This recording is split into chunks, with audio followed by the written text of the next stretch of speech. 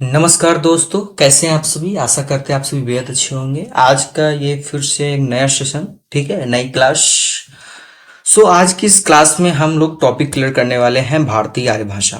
ठीक है, हम लोग आज पढ़ेंगे भारतीय आर्य भाषा के विषय में कि भारतीय आर्य भाषा, ठीक है, क्या है, और इसके विषय में आज हम लोग जानेंगे। ठीक है, भारतीय आर्य भाषा के विषय में जानने के लिए, ठीक है, वीडियो को बिना स्किप किए पूरा देखना है ताकि ये भी आपका जो क्लास है वो अच्छे से समझ में आए।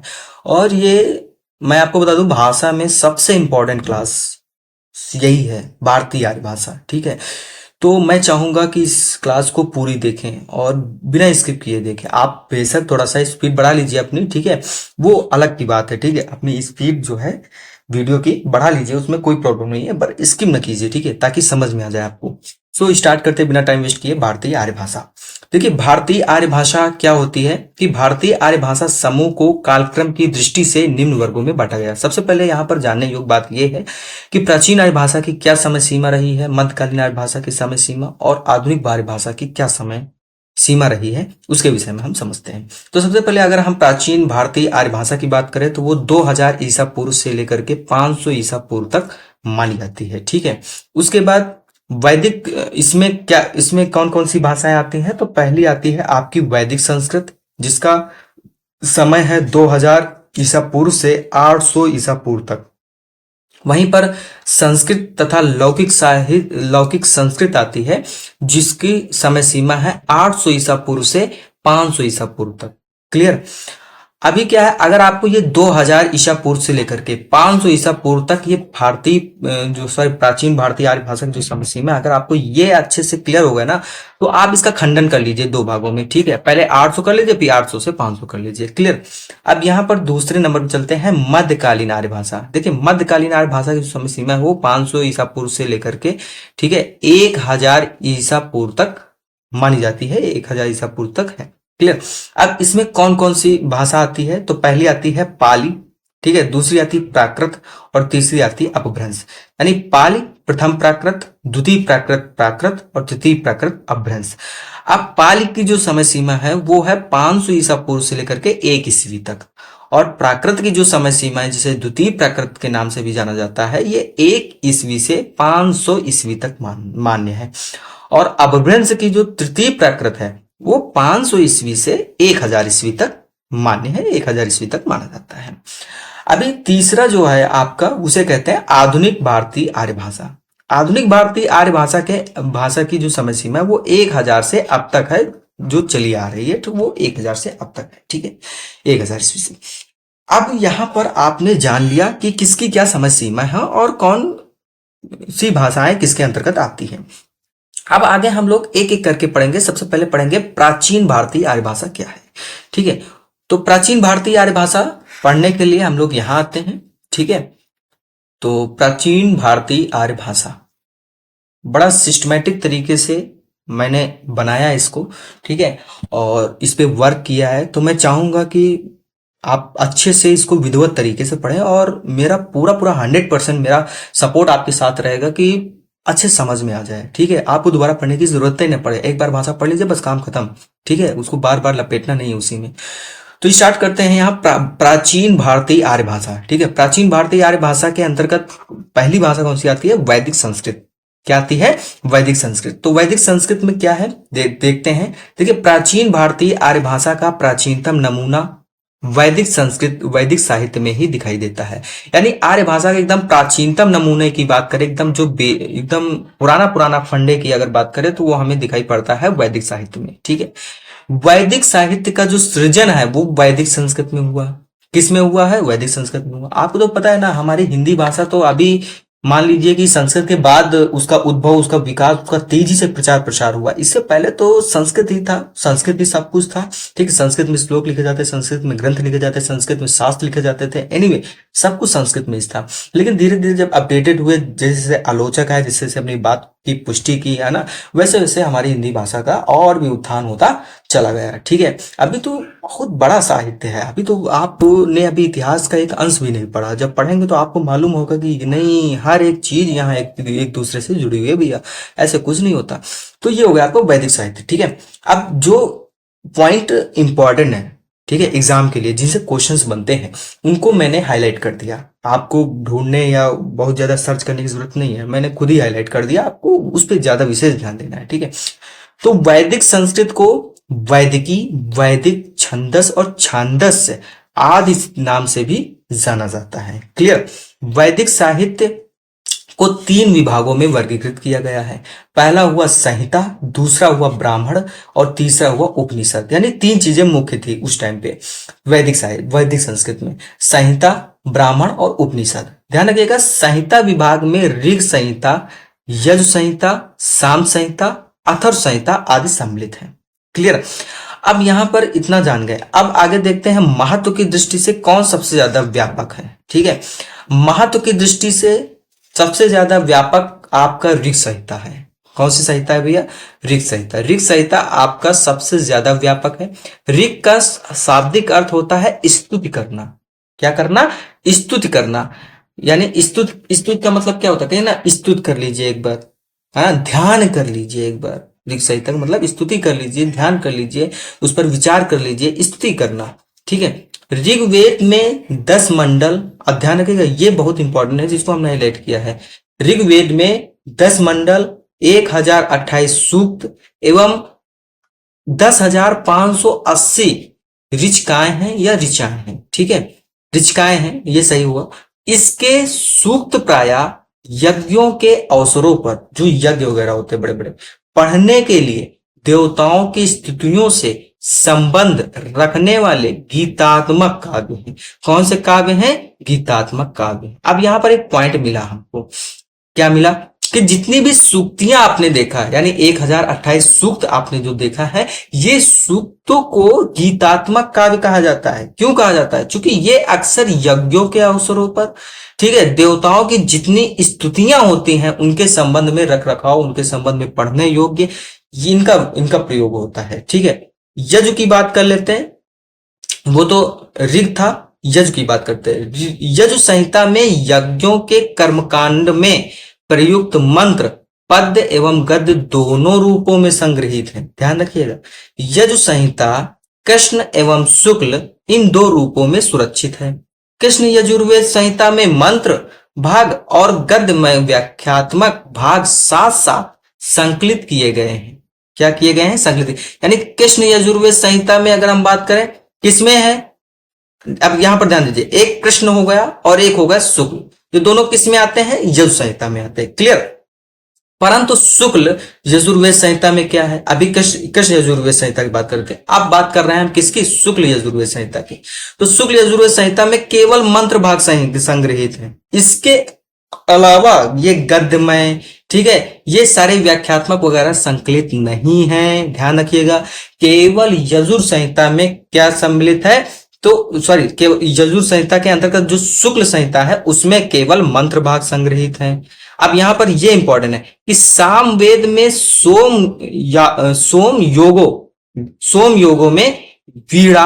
अब यहां पर थोड़ा सा हम इसको ऊपर किए देते हैं ताकि आपके समझ में आ जाए। ठीक है, तो हमने देखा, क्या देखा? यहां से हाईलाइट करेंगे, बहुत अच्छा रहेगा।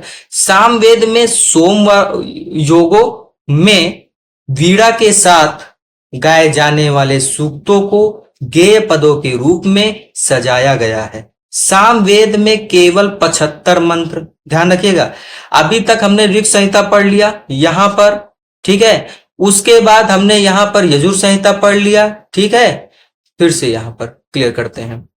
देखिए, पहला हमने पढ़ा ऋग संहिता, दूसरा हमने पढ़ा यजुर संहिता, अब हम पढ़ने जा रहे हैं सामवेद में। तो सामवेद में केवल 75 मंत्र ही मौलिक हैं, शेष ऋग्वेद से लिए गए हैं। ध्यान रखिएगा, सामवेद में केवल कितने मंत्र जो हैं आपके मौलिक हैं? 75 मंत्र। 75 मंत्र जो है सामवेद में आपके मौलिक हैं। बाकी के जितने भी मंत्र हैं वो किससे लिए गए हैं? ऋग्वेद से लिए गए हैं।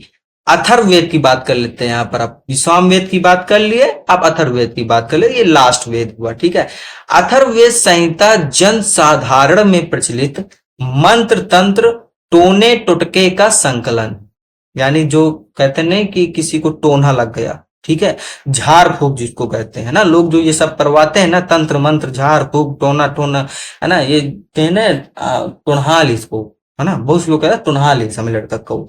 तो ये जो टोना होना जो लगता है ना, ये सारी चीजें जो तंत्र मंत्र होता है ना, ये सब अथर्ववेद के अंदर आता है, यानी अथर्ववेद संहिता के अंदर आता है। ठीक है, इनका समाधान अथर्ववेद संहिता के बहुमूल्यों द्वारा होता है। बात आई समझ में। अब आगे चलते हैं और आगे की ओर हम पढ़ते हैं। आगे हमारा आता है इसी में जो हमने आपको बताया था ना, अब मेन चीजें आ रही हैं यहाँ पर, ध्यान रखिएगा। संहिता, ब्राह्मण ग्रंथ, ये सब अब इसी में देखने को मिलेंगे। देखिएगा, ब्राह्मण भाग में कर्मकांड की व्याख्या की गई है। ब्राह्मण भाग में क्या की गई है? कर्मकांडों की व्याख्या की गई, जितने भी कर्मकांड हैं। प्रत्येक संहिता के अपने अपने ब्राह्मण ग्रंथ भी हैं। कितने संहिता होते हैं? 4 संहिता। तो चारों संहिता के अपने अलग अलग ब्राह्मण ग्रंथ हैं। ऋग्वेद का अगर कहा जाए तो वो ऐतरेय ब्राह्मण है। सामवेद की बात करें तो तांडव और पंचविश ब्राह्मण है। ध्यान ध्यान दीजिएगा।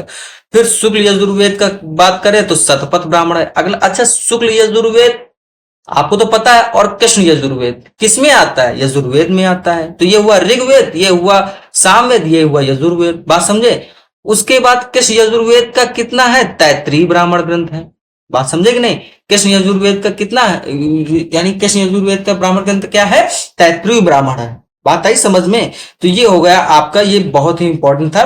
ब्राह्मण ग्रंथों के परिशिष्ट या अंतिम भाग उपनिषदों के नाम से प्रसिद्ध हुए। यानी बात समझ रहे नहीं, यानी ब्राह्मण ग्रंथों का परिशिष्ट या अंतिम जो भाग है वो उपनिषदों के नाम से प्रसिद्ध हुए। आप सुनिए यहाँ पर जो इंपॉर्टेंट है आपके लिए, ठीक है, आपके लिए जो इंपॉर्टेंट है आप वो सुनिए। यहाँ पे थोड़ा सा नीचे कर लेते हैं, ठीक है, अब दिख रहा होगा। देखिए यहाँ पर, अब यहाँ पर हमने देखा, ठीक है, तो ये सब पढ़ लिया। अब उपनिषदों की बात करते हैं, जो हाईलाइट है उसी की बात हम सबसे पहले कर लेते हैं। उपनिषदों की संख्या 108 बताई गई है। कितनी बताई गई है भैया? 108 बताई गई, किंतु 12 उपनिषद ही मुख्य हैं। कितने उपनिषद मुख्य हैं? 12 उपनिषद मुख्य हैं। संख्या कितनी बताई गई है? 108। अब उन 12 उपनिषदों में कौन कौन से उपनिषद हैं, ध्यान दीजिएगा। पहला है ईश, दूसरा है केन, तीसरा है कठ, चौथा है प्रश्न, पांचवा है वृहदारण्यक, छठा है ऐतरेय, सातवां छांदोग्य, आठवां है तैत्रीय, नौवां है मुंडक, 10वां है मांडुक्य, 11वां है कौशतकी और 12वां है श्वेता श्वेतर उपनिषद। बात समझे। तो ये 12 उपनिषद मुख्य हैं, जिसमें से श्वेता श्वेतर उपनिषद बहुत ही इंपॉर्टेंट है, ध्यान रखिएगा, बहुत ही ज्यादा इंपॉर्टेंट। ठीक है, अब आगे की ओर चलते हैं और पढ़ने का प्रयास करते हैं हम लोग।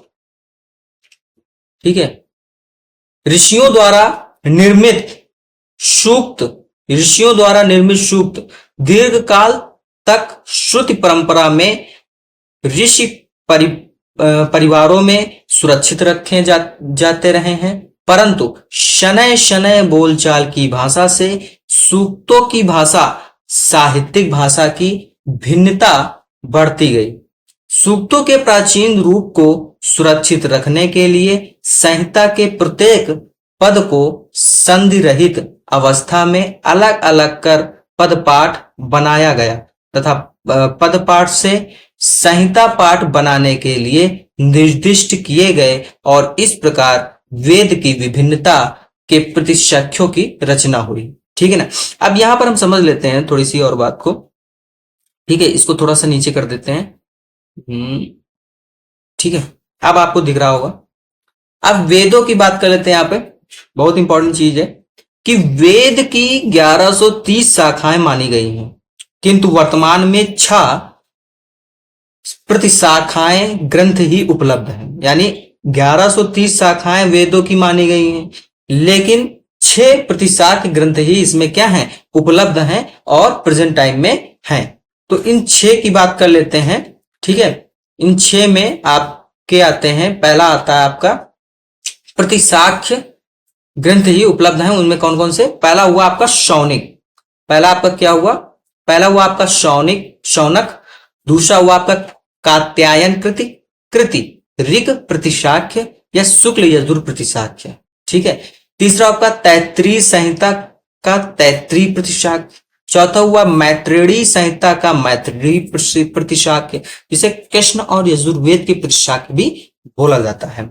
सामवेद का पुष्प सूत्र हुआ 5वां, और छठा जो लास्ट हुआ वो अथर्ववेद का शौनक कृति एक है, अथर्ज प्रतिशाख्य। वो अथर्ज प्रतिशाख्य जो है वो आपका 6वां पॉइंट हुआ, यानी 6वां शाखा हुआ। ठीक है, ये वेद के विषय में बताया जा रहा है, बात समझे। वेद की 6 प्रतिशाख के ग्रंथों के विषय में बताया गया, ये ग्रंथ है, प्रतिशाख ग्रंथ है, ये ग्रंथ आपको याद होने चाहिए।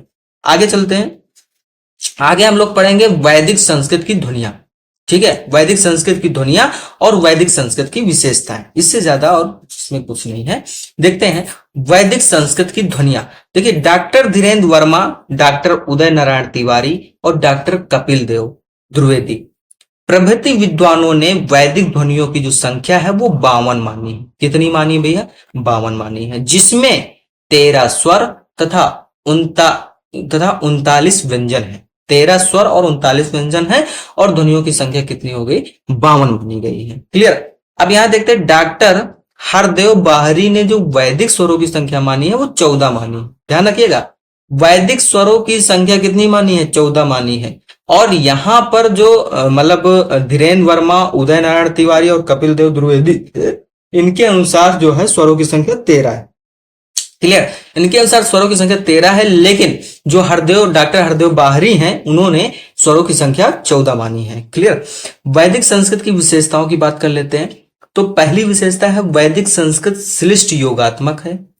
वैदिक संस्कृत में संगीतात्मक एवं बलात्मक दोनों ही स्वराघात मौजूद हैं। तीसरा पॉइंट, वैदिक संस्कृत में 3 लिंग, 3 वचन, 3 वाच्य। ठीक है, अब यहां पर थोड़ा सा हम ऊपर कर लेते हैं ताकि आपको दिखाई दे, अब पूरा दिखेगा। ठीक है, इसमें क्या क्या है? वैदिक संस्कृत में क्या क्या है? 3 लिंग, 3 वचन, 3 वाच्य, 8 विभक्तियां सम्मिलित हैं। ठीक है, अब 3 वचनों में एक वचन, द्विवचन, बहुवचन, 3 वाच्यों में कर्तृवाच्य, कर्मवाच्य, भाववाच्य, और 8 विभक्तियों में कर्ता, संबोधन, कर्म, कारण, संप्रदान, अपादान, संबंध, अधिकरण, इन सभी विभक्तियों का प्रयोग वैदिक संस्कृत में किया गया है सुचारू रूप से। अब देखते हैं आगे की ओर। ठीक है, आगे आपका आता है अगला पॉइंट वैदिक संस्कृत की परिभाषा में। उसमें है कि देखिएगा यहां पे कि वैदिक संस्कृत में धातुओं के रूप आत्मने एवं परस्मय 2 पदों में चलते हैं। कुछ एक धातुएं उभयपदी हैं। ठीक है, और डॉक्टर भोलानाथ तिवारी जी के अनुसार वैदिक संस्कृत में केवल तत्पुरुष कर्मधाराएं बहुव्रीहि एवं द्वंद्व के 4 ही समास मिलते हैं। कितने मिलते हैं? 4 समास मिलते हैं। ठीक है, जिसमें तत्पुरुष, कर्मधाराएं, बहुव्रीहि और द्वंद्व, यही 4 ही समास मिलते हैं, इससे ज्यादा समास नहीं है। किसमें? वैदिक संस्कृत में। अब बात कर लेते हैं, वैदिक संस्कृत तो आपने पढ़ लिया, अब बात कर लेते हैं लौकिक संस्कृत की। ठीक है, लौकिक संस्कृत भी उतना ही इंपॉर्टेंट है जितना वैदिक संस्कृत था, हालांकि इसके ज्यादा पॉइंट्स आउट नहीं है, लेकिन फिर भी हम इसको पढ़ लेते हैं एक बार। देखिएगा यहाँ पे, लौकिक संस्कृत प्राचीन भारतीय आर्य भाषा का वह रूप, ध्यान दीजिएगा, प्राचीन भारतीय आर्य भाषा का वह रूप जिसका पाणिनि की अष्टाध्यायी में विवेचन किया गया है, वह लौकिक संस्कृत कहलाता है। लौकिक संस्कृत में क्या हुआ? पाणिनि की एक रचना है अष्टाध्यायी, ध्यान रखिएगा, पाणिनि की एक रचना है अष्टाध्यायी, उसका विवेचन किया गया है और जिसे लौकिक संस्कृत के आधार माना गया है, और लौकिक संस्कृत उसी को कहते हैं। संस्कृत में 48 ध्वनियां ही शेष रह गई।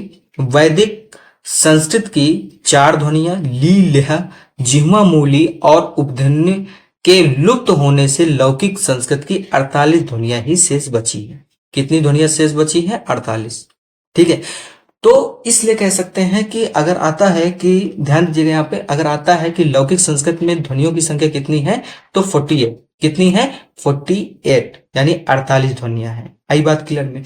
लौकिक संस्कृत में ध्वनियों की संख्या 48 है। क्लियर?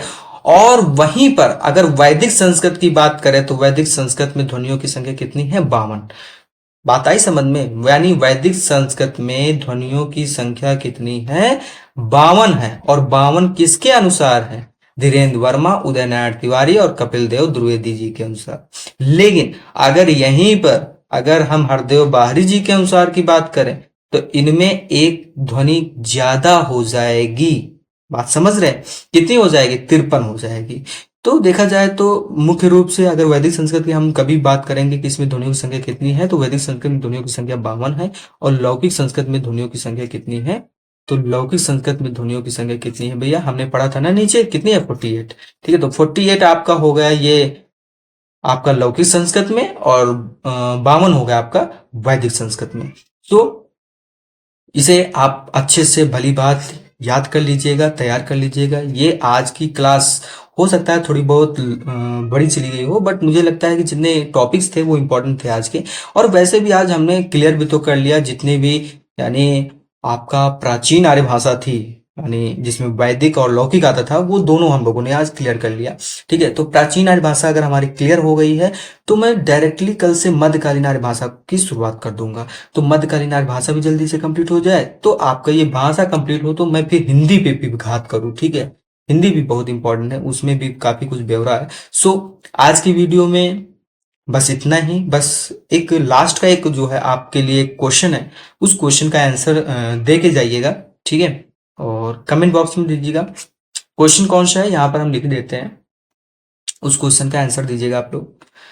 क्वेश्चन ये है, आपको बताना है कि हिंदी का प्रथम उपन्यास कौन सा है?